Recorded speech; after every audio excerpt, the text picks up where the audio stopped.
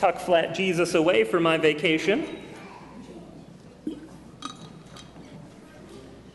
Speaking of going further away, I'm sure I wasn't the only one this weekend who at least caught a couple of pieces from the royal wedding. How about raise of hands up, nodding heads if you saw something? All right, it was millions. Look at that.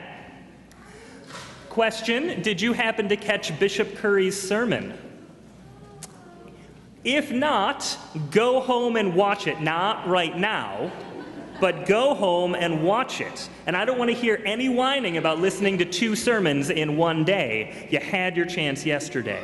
Trust me, it will be worth it. After the dinner, right. It was a powerful and captivating message. And something struck me as I watched this man take the world to church. See, looking at all of the faces when they would cut to them of the royal family, of these celebrity guests who were there, it became quite clear that they were not ready for what he was about to do. If you looked and saw, there was a moment where the Queen was just looking and then not looking. There was a lot of faces that went, this is a little different. For those that don't know, Bishop Curry is an African-American bishop, the presiding bishop of the Episcopal Church, the Anglican Communion here in the United States. And so both an American and an African-American who was giving the sermon and presiding over the royal wedding.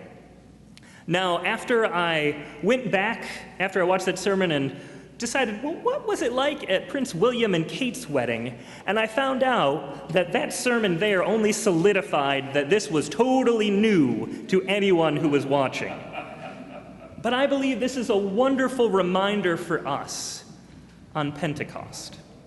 See, Pentecost is our reminder that every time we think we understand how God works, every time we feel like we have it all figured out, every single time we think that we have the motions down and we have our expectations set, God shows up to do something new. I mean, think about it. In the early books of the Bible, in Genesis and Exodus, in Deuteronomy, we see people who are just beginning to understand this God who they follow, this God who calls them first to be a people, who saves them from slavery and bondage in Egypt, who gives them a law in order to follow. And so they learn and they think they have it down, and by the time Jesus shows up on the scene, they think they have perfected their understanding of God. They followed the law to the T. They adhered to every word to the letter. And when God in flesh, Jesus Christ, when he showed up, much like the Queen and Bishop Curry, the leaders didn't know what to do because what they understood wasn't the same. But others saw power in him. They saw God in him, and they walked with him, and they followed him. And they saw extraordinary things, miraculous things, the kind of things that can only happen when God intervenes, when God steps down into a situation. And those who followed Jesus, his disciples, those who followed a little further behind, his fan club, you could say, they also thought that they had it all figured out. See, this Jesus was the Messiah of God and would lead them to power and to prestige. He would usher in a new world, and guess what? They would be pretty popular in it. He would do the healing, he would do the feeding, he'd do the teaching, and they would have front row seats to God moving on the earth. See, for these disciples, following God meant walking in the literal footsteps of Jesus. That's how you followed God. So you can imagine reclining in this upper room as the gospel reading from John depicts, just hours, mere hours before Jesus' arrest, that the disciples did not quite know what to do with this talk Jesus was giving them about leaving. Why? Because that did not compute That was not a part of their understanding of how God worked. There was no precedent for their Messiah to just get up and go away. I mean, sure, he mentioned something or another about dying and rising from the dead, but leaving, going away, leaving them alone, that was never a part of the deal. But then Jesus tells them about this advocate. In John, we use the word the paraclete. No, that is not parakeet. That is a different kind of bird. The paraclete, literally meaning in Greek, the one who is called alongside, the one who walks with us, who guides us. This Spirit of truth, the one who will guide the disciples, the one who will proclaim Christ, not just to them, but in a revelation of a whole new way to understand God, this Spirit of God would proclaim Christ through them. They would not just hear the message, they would proclaim it. So these disciples, the ones who after Jesus' death had been doubting, had been denying, had been hiding away, they gathered together in Jerusalem. They had seen their Savior ascend up into heaven, but now they were waiting, stalled out. The most powerful movement of love in the universe, a movement instituted by Christ, which had been constantly on the move for 3 years, was just waiting in Jerusalem for something to happen, wondering when this Holy Spirit was going to show up. And then and there, on this day we call Pentecost, a Jewish festival based on the harvest that was 50 days after the Passover. And then and there in this upper room, God went and blew past their expectations once again. This Spirit of God came in wind and in flame, loudly and profoundly. And at 9 in the morning, which Peter expertly points out is far too early to be drunk. That is not a moralistic point of this sermon, but it does go to show they had some competition with what people thought they were doing. But this powerful message of God's love, there in that place, is proclaimed to thousands on the street. Miraculously, this message of salvation and grace is announced across all language barriers. Each man and each woman there hears salvation proclaimed. It hits their ears coming from their own native tongue. See, that is a miracle in its own. Although I think we are so often so astonished by that one that we miss the other wonderful thing that happens in this story. See, this good news is shared across all racial and all political boundaries, proclaimed to Medes and Arabs, to Egyptians and Parthians, to Romans and Judeans. It is one miracle for them to hear it, but it is yet another for this gospel to be good news for all of them. See, I wonder if we haven't lost track of this miraculous part of God's great love. So many of the messages we hear seem to only be good news for some of us. When the divisions we have, whether they are political, whether they are racial, philosophical, or just plain temperamental, divide our worldviews so that what is great news for one might be terrible news for another. Those messages that polarize and divide us. Topics, for instance, such as gun control.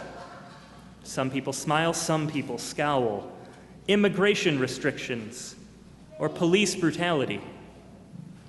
And then there are the other messages. Messages that I would dare say are universally bad news for all of us.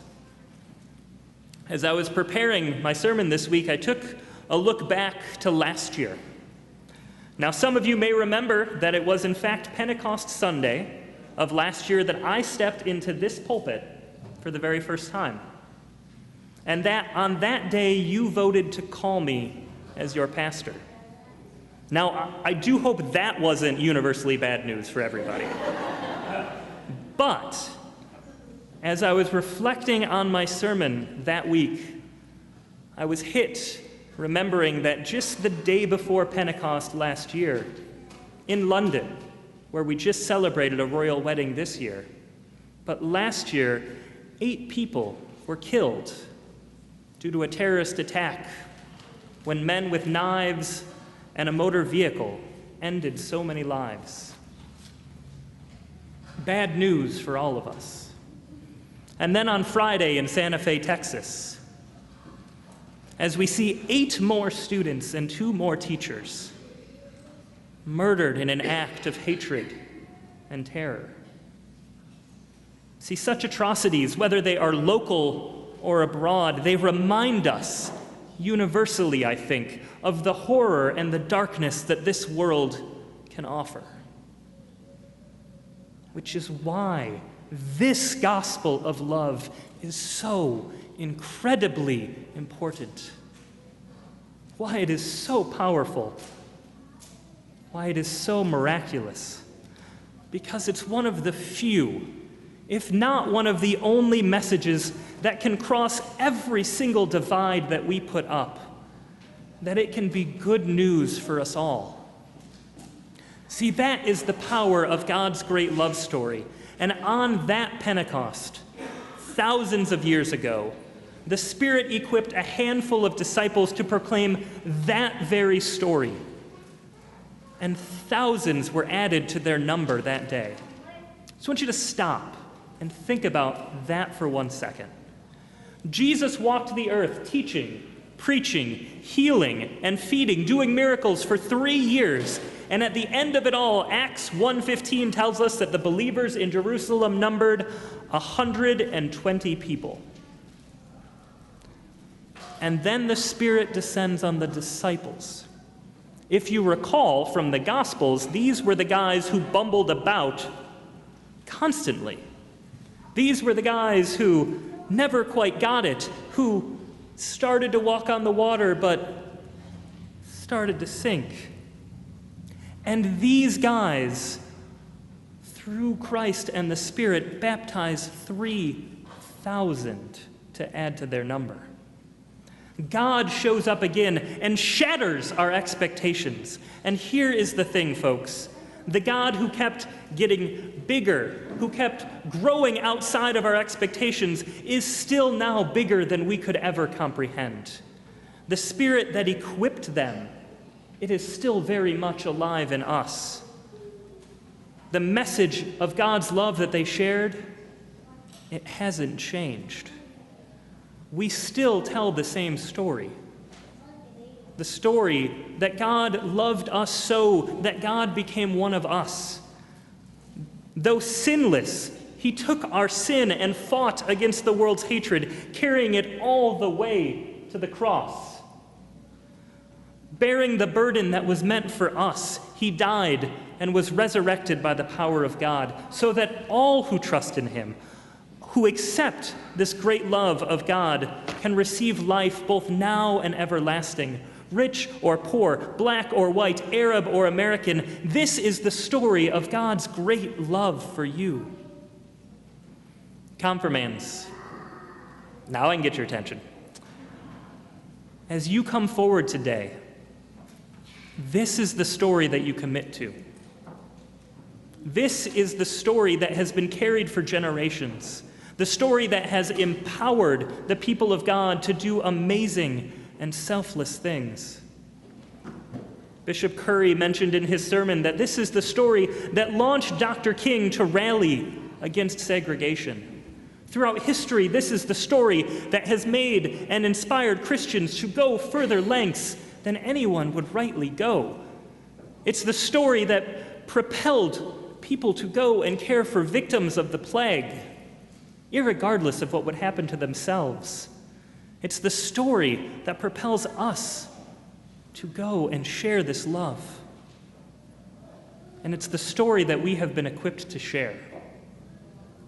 Maybe not with tongues of fire on top of our heads, but with powers to teach, with powers to pray, to serve, to love. Each and every one of us equipped so that this story of God's love can continue on. Remember, the Spirit of God means that we all have a place, that we all have a part to play in sharing this story. So do it. Give what you have been given. Use the gifts you have. And let us show this world the wonder that can come from a story of love. Amen.